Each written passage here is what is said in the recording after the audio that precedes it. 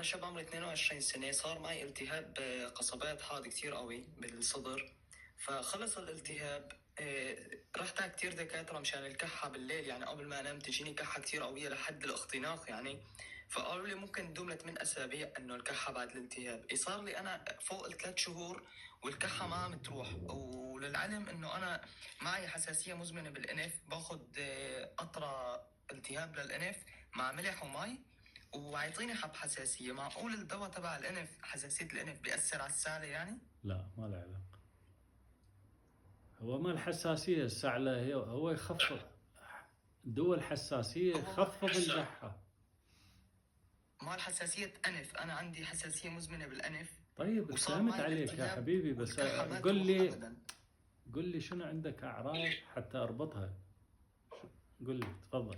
أعراض الكحة ما تجيني إلا آخر الليل، يعني حتى يا آخذ حبيبي دواء افتهمت القحة، وهاي شلون وياكم، افتهمت القحة والحساسية، قل لي غير أعراض. أعراض يعني مثل شنو؟ يعني عندي أعراض مثلا الكحة بتوصل لحد الاختناق وما بتجي غير بالليل، يعني بعد الالتهاب. لا حول ولا حاولت قوة اخذ إلا دواء بالله. التهاب، طاب الالتهاب، زين، ما في التهاب خل الآن. خل أوضح لك. قل لي شنو عندك بالبطن. ما في اي اعراض. توتر نفسي. في. هو التوتر هذا المشكلة، موقف لك الجهاز الهضمي ويسوي لك حامض المعدة ضعيف، الضعيف يصعد للمريء بالليل. انت تقول اول ما انام تنسدح هيك، تمدد بالسرير، يصعد الحامض، تشعر بالقحة. الحامض يصعد من المريء للبلعوم وينزل الحنجرة ويروح للصدر للرئتين، يسبب لك القحة.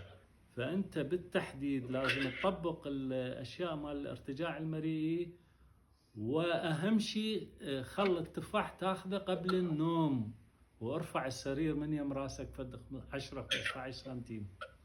زين. وحساسية الأنف أيضا نفس السبب. عرفت؟ ايوه دكتور. يلا.